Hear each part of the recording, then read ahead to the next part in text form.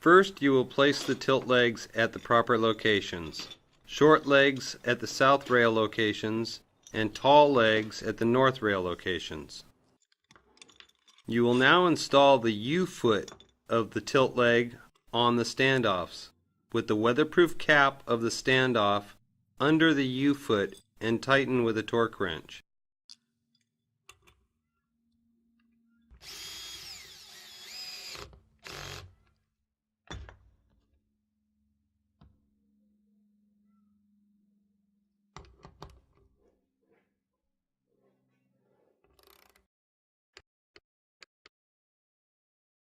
Install the tilt leg in the U-foot.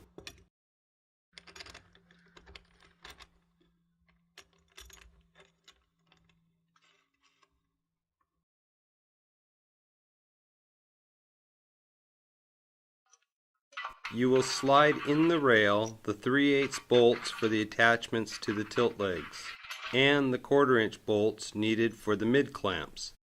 A good tip is to tape the ends of the rails to stop the bolts from sliding out if you're going to be moving the rails around on the roof.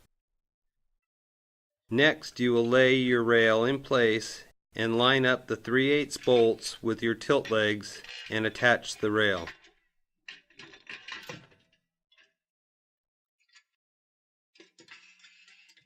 With the rails mounted on the tilt legs, use a straight edge and place the straight edge across the rails. Adjust the tilt of the leg and rail until the rail becomes flush with the straight edge for both the north and south rails, and tighten the legs in the correct angle.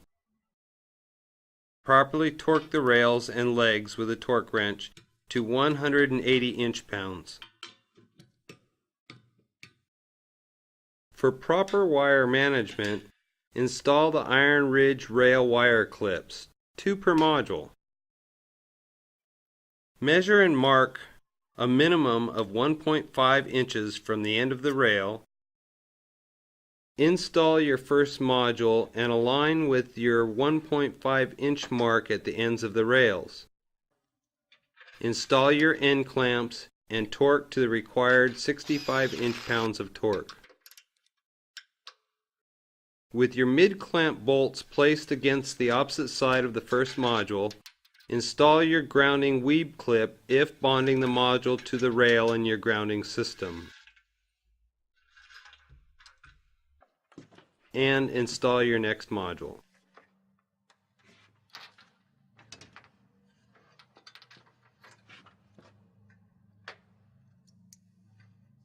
Install the mid clamps. If using a battery drill motor, set on a low torque setting, and then using a torque wrench, tighten to the required 120 inch-pounds of torque.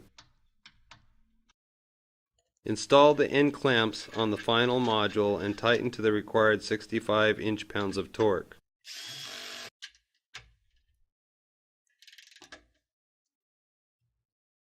For a clean, completed project, install our rail end caps.